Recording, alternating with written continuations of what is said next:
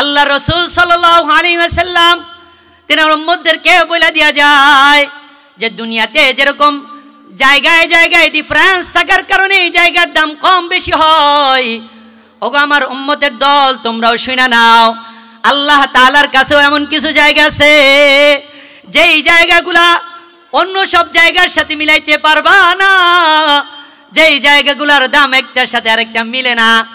কেমন?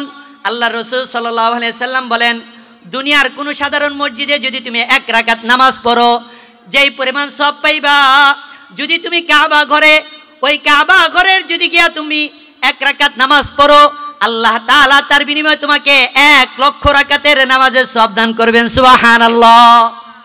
তাইলে আল্লাহ তাআলার কাছেও সব জায়গার দাম কিনা এক না। মসজিদে নববীতে গিয়া যদি তুমি 1 রাকাত নামাজ আদায় করো তাহলে আল্লাহ তাআলা তোমাকে 50,000 রাকাতের নামাজ তোমার আমলনামায় দিয়ে দিবে। সুবহানাল্লাহ বলেন।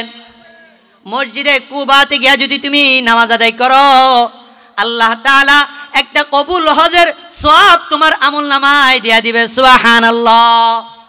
মুহতারাম হাজিরিন, আমার আলোচনার বিষয় এটা না, আমি বুঝাইতে চাইতেছি দুনিয়ার এমন কিছু জায়গা আছে যেই জায়গাগুলোর সাথে আপনি অন্য সব জায়গার তুলনা করতে পারবেন না। মসজিদের জায়গার সাথে সাধারণ কোনো জায়গার তুলনা হয় না, ঠিক কিনা জোরে বলেন। মাদ্রাসার জায়গার সাথে সাধারণ কোনো জায়গার তুলনা হয় না, ঠিক তদ্রূপভাবে এই যে কোরআন এবং হাদিসের আলোচনার জায়গা, আল্লাহ রাসূল সাল্লাল্লাহু আলাইহি সাল্লাম বলেন, আল মাজলিসু ফিকহি মিন ইবাদাতি 60 সানা।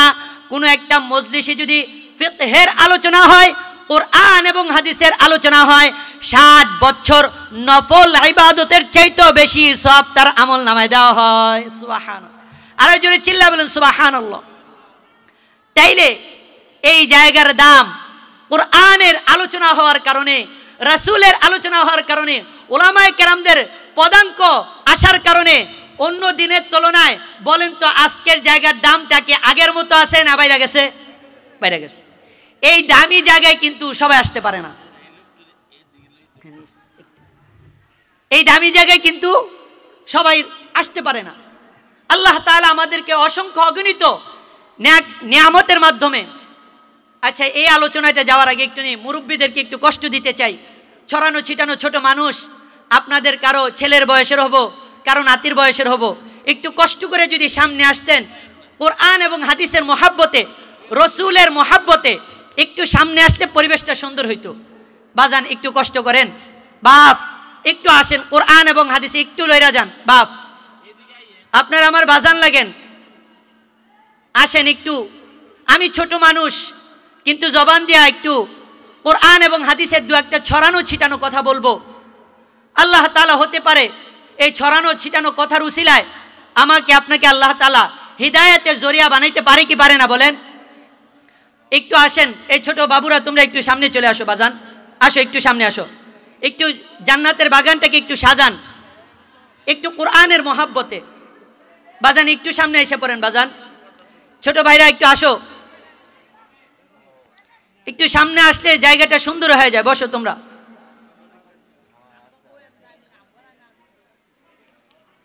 আসলে বড় আফসোস, দুনিয়ার সময়টাকে আমরা হেলায় হেলায় কাটায় দেই, মৃত্যুর পর আসলে বোঝা যাবে এই সময়ের কত মূল্য। এটা আপনাকে আমি সারা রাত আলোচনা করে বুঝাইতে পারবো না। দুনিয়ার একটা সেকেন্ড আপনার আমার জন্য কত মূল্যবান। যখন কিয়ামতের ময়দানে যাব, আল্লাহ তাআলার কাছে অনেকে আরজ করবে, আল্লাহ আরেকবার পাঠান না, সুযোগ দেন না, যাই গিয়া কিছু ইবাদত করি। ওই সুযোগ কিন্তু আর মিলবে না। এই দুই চোখ যেদিন বন্ধ হবে আর কিছু নেওয়ার মতন কিছু থাকবে না বাজান। মৃত্যু তো সকলেরই করতে হবে, এটা সবাই জানি। এই দুনিয়ার ক্ষণস্থায়ী জীবনের জন্য কত কি সাজাইলাম, বিল্ডিং করলাম, ঘর করলাম, খাট পালং কত কিছু দিয়া সাজাইলাম। অল্প দিনের দুনিয়ার লাইগা এত কিছু করলাম, এত পেরেশানি, এত চিন্তা ফিকির। যেদিন চক্ষু দুইটা বন্ধ হবে, যেই দিনের শুরু আছে শেষ নাই, যে আখিরাত শুরু হবে শেষ হবে না, ওই আখিরাতের জন্য কি তৈয়ারি নিলাম, কি সাজাইলাম, কিছু সাজাইতে পারলাম কিনা। আল্লাহ তাআলা আমাদেরকে সহি বুঝ দান করুক, সকলে বলে আমিন। মুহতারাম হাজিরিন, অল্প কিছু যারা আছেন কোরআন হাদিসের আলোচনা হবে। আমি মানুষ, ছোট হইতে পারি, এলেম কালাম না থাকতে পারে, দুই একটা আয়াত বলছি। এখানে ওলামায়ে কেরামরা আসবেন, এর আগেও অসংখ্য ওলামায়ে কেরামগণ আলোচনা করে গেছেন, মূল্যবান আলোচনা করে গেছে। ভাইজান বক্সের একটু সাউন্ডটা কমাই দেন, অনেকে শুনতে অসুবিধা, বক্সের আওয়াজটা একটু কমাই দেন, বক্সের আওয়াজটা একটু কমাই দেন, সমস্যা নেই। আলোচনা শূন্য সাত পাক, আলোচনা সুন্দর হওয়ার দরকার নেই। তাহলে যে বিষয়টা বুঝাইতে চাইছিলাম, এই জায়গার দাম এখন বলেন তো, গতকালকা যেই দাম ছিল আজকে এখন দামটা বাড়ছে না কমছে? বাইরে গেছে। এই দামি জায়গায় কিন্তু বাজান কেউ আসতে পারে না। আল্লাহ তাআলা তার বান্দা বান্দীদেরকে দুনিয়াতে অনেকগুলা নিয়ামত দিয়া পাঠাইছে, অনেক নিয়ামত দিয়ে আমাদেরকে দুনিয়াতে পাঠাইছে। সবচেয়ে বড় নিয়ামত আল্লাহ তাআলা আমাদেরকে ঈমান নামক দৌলত দিয়ে আমাদেরকে পাঠাইছে। সুবহানাল্লাহ বলেন। কারো মওকাফ থাকবে না, বলেন সুবহানাল্লাহ। ঈমান নামক বড় একটা দৌলত দিয়ে আপনাকে আমাকে দুনিয়াতে পাঠাইছে। দুই নাম্বার, আল্লাহ তাআলার বড় একটা নিয়ামত, আল্লাহ তাআলা আমাদেরকে শেষ নবীর উম্মত হিসাবে পাঠাইছেন। সুবহানাল্লাহ। যেই নবীর উম্মত হওয়ার লাইয়া অসংখ্য অগণিত নবীরা আল্লাহর কাছে ফরিয়াদ করছে, আল্লাহ আখিরে পয়গম্বরের শ্রেষ্ঠত্ব এত বেশি, আপনি আমাকে নবুয়তি না দিয়া আখিরে পয়গম্বরের উম্মত হিসাবে যদি পাঠাইতেন, আমি নবী উম্মত হিসাবে চাইতে বেশি দামি হয়ে যাইতাম। সুবহানাল্লাহ। দোয়া করতেন। আমরা তো বিনা দরখাস্তে আল্লাহ তাআলা আমাদেরকে শেষ নবীর উম্মত হিসাবে পাঠাইছেন। তবে শেষ নবীর উম্মত হিসাবে দুনিয়াতে আইসা যদি এই নবীর মোহাব্বত আমাদের দিলের ভিতরে যদি ঢুকাইতে না পারি, কাল কঠিন কিয়ামতের ময়দানে নবীর সুপারিশ পাওয়া আপনার আমার কপালে জুটবে না। নবীর সুপারিশ যদি পাইতে হয়, নবীকে ভালোবাসার দরকার আছে না নাই বলেন? অবশ্যই আছে। তো বলতেছিলাম, আল্লাহ তাআলা অনেক নিয়ামত দিয়ে আমাদেরকে পাঠাইছেন। এর মধ্যে আরেকটা নিয়ামত হচ্ছে আল্লাহ তাআলার, যে আল্লাহ তাআলা যাদেরকে পছন্দ করে, যে বান্দাবান্দীদেরকে পছন্দ করে, ওই বান্দাবান্দীদেরকে দিয়ে আল্লাহ তাআলার নেক ইবাদতগুলা করায়। সুবহানাল্লাহ বলেন। নেক ইবাদতের নসিব জুটে আল্লাহ তাআলা যাকে পছন্দ করে। যার নসিব জুটে না, তাকে আল্লাহ তাআলার কল্যাণময় জায়গার মধ্যে, মসজিদের মধ্যে, মাদ্রাসার মধ্যে এরকম ওয়াজ মাহফিলে আসার তৌফিকও দেয় না। তাইলে আমরা এই যে মাহফিলে আসতে পেরেছি, এই মাহফিলে আসতে পারার একটা নিয়ামত যে আল্লাহ তাআলা আমাদেরকে পছন্দ করে। সুবহানাল্লাহ বলেন। আল্লাহ তাআলা পছন্দ করে। আরো কমাই দেন, বক্সের কারণে মানুষ শুনতে পারতেছে না। আচ্ছা,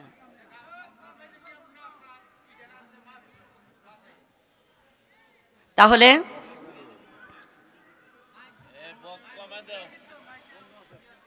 আচ্ছা, এখন বন্ধ আছে মনে হয়।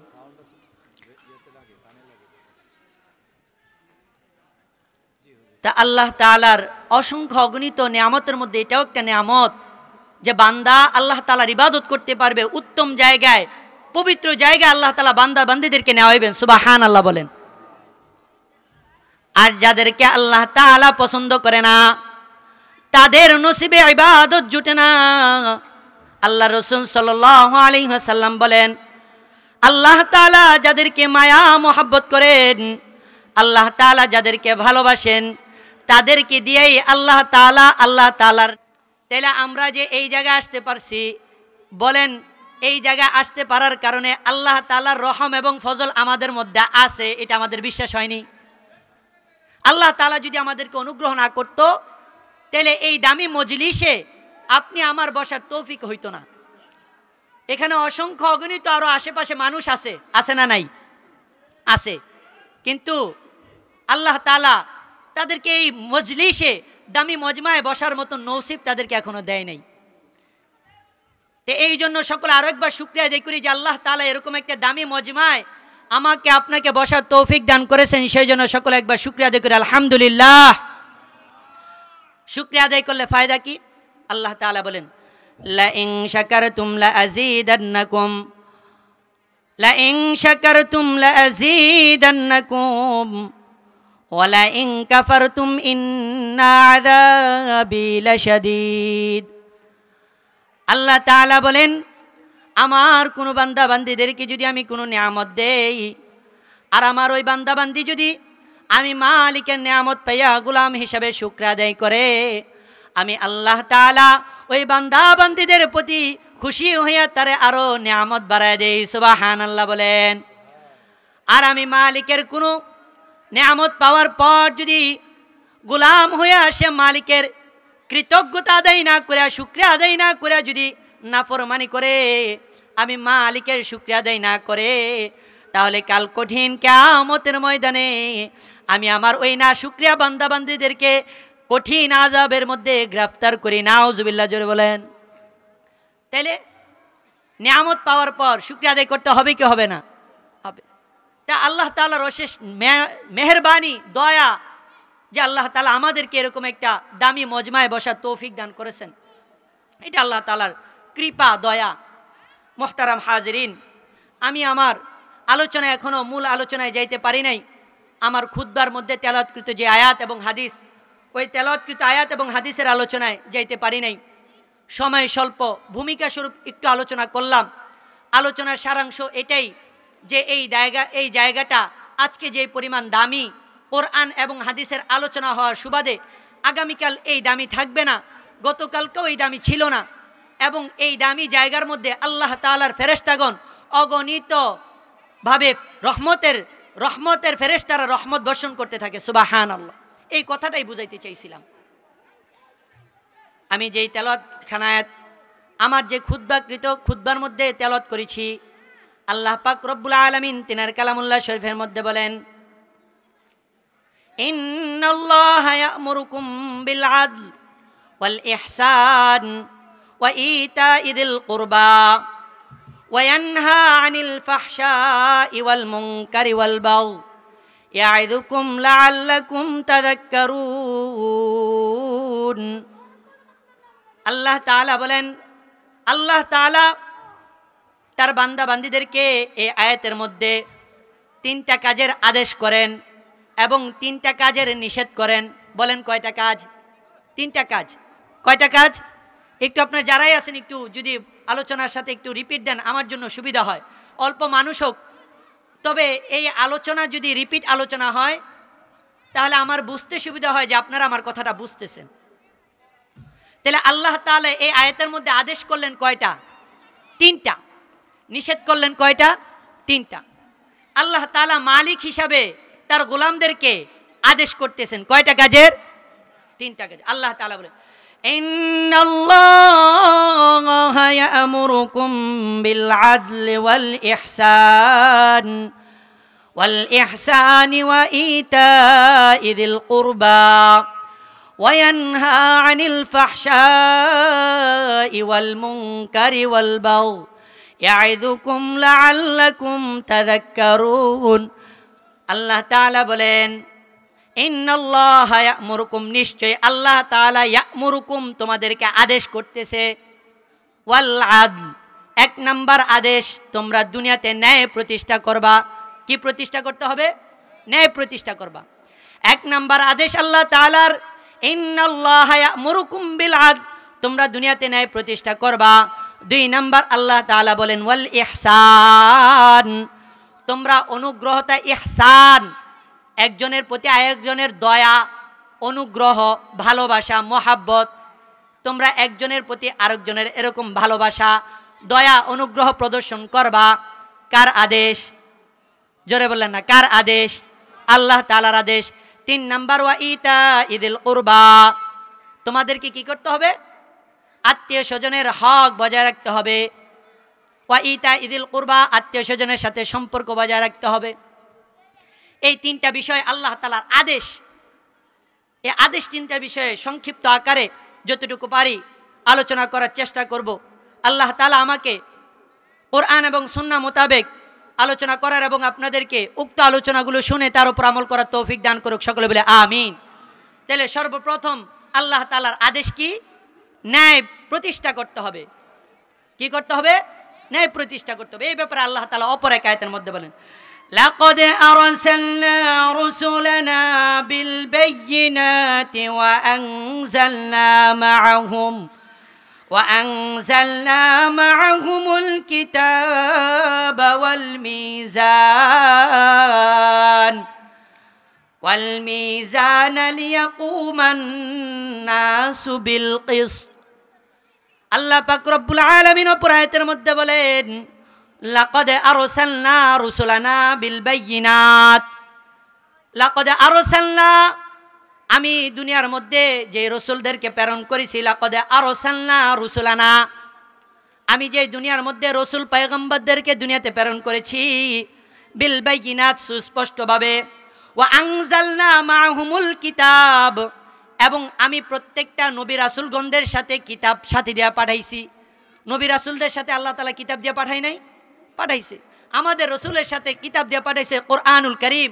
হযরত মূসা কালিমুল্লাহ আলাইহিস সালাতু ওয়াস সালামের সাথে পাঠাইছেন তাওরাত কিতাব দিয়া। হযরত ঈসা আলাইহিস সালামের সাথে পাঠাইছে ইনজিল কিতাব দিয়া। হযরত দাউদ আলাইহিস সালামের সাথে পাঠাইছে জাবুর কিতাব দিয়া। এরকম আল্লাহ তাআলা বলতেছেন, আমি দুনিয়াতে নবী রাসূলদেরকে প্রেরণ করেছি এবং সাথে তাদের সাথে কিতাব দিয়েছি। ওয়াল মিজান, এবং আমি মিজানের পাল্লাও সৃষ্টি করেছি আখিরাতে। কিসের জন্য?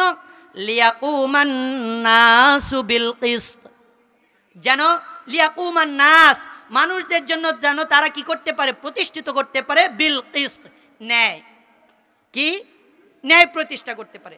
আল্লাহ তাআলা রাসূলদেরকে এবং কিতাব দিয়া এবং হাশরের ময়দানে যে মিজানের পাল্লা, তিনটা কথা বলা হয়েছে যে আমি দুনিয়াতে নবী রাসূলদেরকে অনেকগুলো উদ্দেশ্য দিয়া পাঠাইছি। এর মধ্যে একটা উদ্দেশ্য ছিল যে কিভাবে দুনিয়াতে ন্যায় প্রতিষ্ঠিত করা যায়। সুবহানাল্লাহ বলেন। এবং সাথে কিতাব দিয়েও পাঠাইছি কিভাবে দুনিয়াতে ন্যায় প্রতিষ্ঠা করা যায়। 3 নাম্বার, হাশরের ময়দানে মিজানের পাল্লাও রাখছি দুনিয়াতে ন্যায় প্রতিষ্ঠিত হওয়ার জন্য। সুবহানাল্লাহ বলেন। দুনিয়াতে আল্লাহ তাআলা সময়ে সময়ে অসংখ্য অগণিত লক্ষাধিকের ওপরে নবী রাসূলদেরকে আল্লাহ তাআলা প্রেরণ করেছেন সাথে কিতাব দিয়া। তো কোন সময়ে বেশিরভাগ আল্লাহ তাআলা দুনিয়াতে নবী রাসূলদেরকে পাঠাইতেন, এই বিষয়টা যদি একটু বলি তাহলে আপনাদের বুঝতে সুবিধা হবে। এক নবী থেকে আরেক নবী আসার পর্যন্ত মাঝখানে একটু গ্যাপ হইতো কি হইতো না? হইতো।